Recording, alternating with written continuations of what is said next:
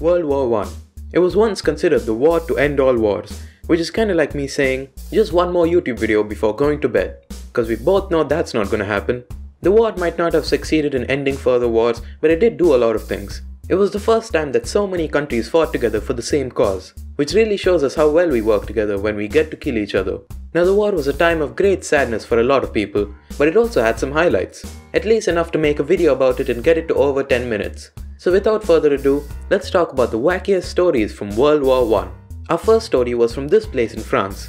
This was a French fort that'll probably turn me invisible if I try to pronounce, that was taken over by the Germans in 1916. The Germans were having a good time flexing their army on the French for a while, until one day, when the fort just burst into flames. So what actually happened? Well, the war must have been pretty boring with all the death and destruction, so I guess the army commander wanted to spice things up. Guys, I know the war's a little depressing. You know, all your friends are dead, your family's dead, you're probably gonna die soon. Yeah, it's not the best. But that's why I'm here to cheer you guys up. So who's ready to have some fun? My lungs have melted into a liquid. Well then, let's do something else. You guys like coffee? Yeah, you know what? Let's make some coffee. We don't even have a stove, or anything to heat the water. Hey, listen, we can't let something small like that stop us from having fun. We'll just use this. Whatever this is. That's the fuel for our flamethrowers. Hey man, if it can throw flames, it can make coffee, you know what I'm saying? Turns out it wasn't the best idea to light extremely flammable liquids inside a military bunker. The fire spread through the room when it reached a bunch of live bombs and shells. As you can imagine, this caused a huge explosion which killed hundreds of soldiers. But that's not all. Around 2,000 German soldiers managed to escape the fort before they were killed, but the explosion caused them to be covered in a lot of black ash. The Germans on the outside saw this and started shooting at them, because they thought that the ash-covered German soldiers were actually French soldiers from Africa. Yeah, the Germans at the time weren't exactly the best at not being racist. In total, around 1,000 German soldiers died because of this, all without the French even lifting a finger. I sure do hope someone got fired for that mistake. Now World War I was the first war in history to use a lot of planes. Now army planes were only around for around 10 years at this point, so they weren't exactly the best at fighting. And by that I mean that they couldn't do jack shit. Planes at the time didn't have missiles or guns or any other weapons on them. They were basically a Pringles can with wings that managed to go fast enough to defeat God and barely stay in the air, and they were mostly just used to look at the enemy's land to see where to attack. It was like spying, except instead of trying to be as secretive and low-key as possible, you just fly your 200 decibel noise machine right over the heads of your enemies. So planes didn't need any weaponry because they were in absolutely no danger. So when two planes flew past each other in the sky, they couldn't exactly shoot the plane, so they just kinda angrily shook their fists at each other like, "Darn you Germany, darn you to heck." But this method has a 0% chance of doing anything at all, so some pilots decided to start throwing bricks, grenades and rocks onto enemy planes. And some adventurous pilots even decided to try and shoot the enemy as they flew past. And some pilots who were so adventurous that it loops back into stupidity even rammed their entire planes into enemy ones to bring them down. But keep in mind, both the pilot and his target were traveling at hundreds of kilometers an hour, so these methods were about as effective as throwing the trash out of a moving car and hoping it makes it into a trash can. And if you didn't get that last joke, then you probably shouldn't be on the roads. But as the war progressed, machine guns were added to planes, and they were able to hurt a lot more than just their enemies' feelings. They started carrying bombs and dropping them onto cities. For a while, they were like pigeons in a big city.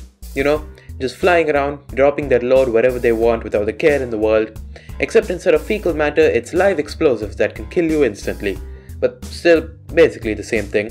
But as technology got better, people started being able to shoot down the planes, so bomber planes had to fly at night so that they wouldn't be seen and shot down.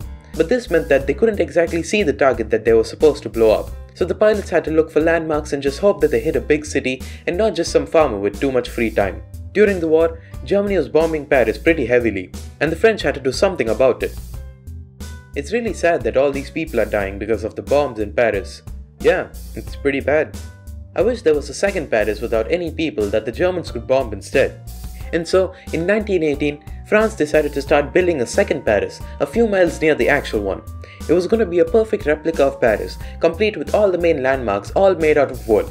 The buildings were even going to have lights to make it seem like people actually lived there.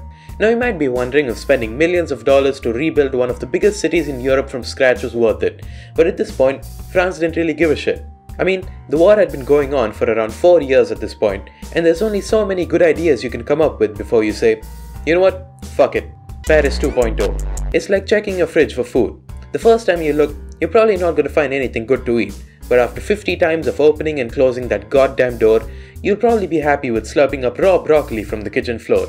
But fortunately for France, the war ended a few months later when the construction of the city had barely begun and not much money was wasted.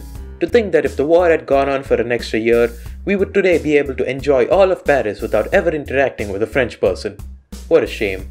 During the war, tanks were widely used by both sides. But they weren't always called that. They got their name in World War I when the British were trying to secretly get their tanks onto the battlefield without the Germans noticing. What do you see?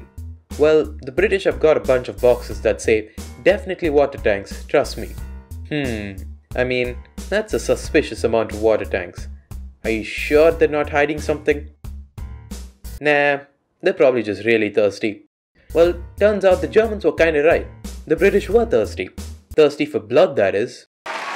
That's because those water tank boxes actually had army tanks inside them. So with this sophisticated trickery that could fool anyone, the British were able to sneak tanks into the war, and that's how they got their name. But on Christmas Day in 1914, something interesting happened. The war was going on as usual when one German soldier climbed out of the trenches and said, "Hey, English soldiers, Merry Christmas." What? It's Christmas today, so I want to celebrate it with you guys. We've been fighting you for the past 6 months. You've killed my best friends right in front of me. Besides, this could easily be a trap so that you can kill us. Why would I ever celebrate anything with you? Well, yeah, those are some pretty valid points. I have some cigarettes. I'll take one of those. Merry Christmas. This was the Christmas truce of 1914. For just one day, soldiers on both sides stopped fighting to give each other gifts like cigarettes and cakes, and some soldiers even played soccer together. They were singing Christmas carols and having enough fun to drown out the fact that they were going to have to kill each other the next day. I guess that's just the magic of Christmas. Or nicotine. Probably nicotine. The US also played a big part in World War I by basically being Britain's sugar daddy and giving it loads of weapons, people and money. And of course, it's absolutely smothering patriotism. It wanted to show everyone that it supported the war and it hated the enemy. So during the war, it decided to rename some previously German things with some excessively American names. Hamburgers became Liberty Steaks, Frankfurters became Liberty Sausages, and sauerkraut became Liberty Cabbage. Yeah, that one doesn't have the same ring to it. Unsurprisingly, this did absolutely nothing in defeating Germany. But at least when I tell people I eat a Liberty steak 5 times a day, they think I'm being patriotic instead of a fat piece of shit. Now, spying was a big part of the war. Each country had loads of people in their enemy's land to spy on them and report back what was happening. But Britain was facing a problem.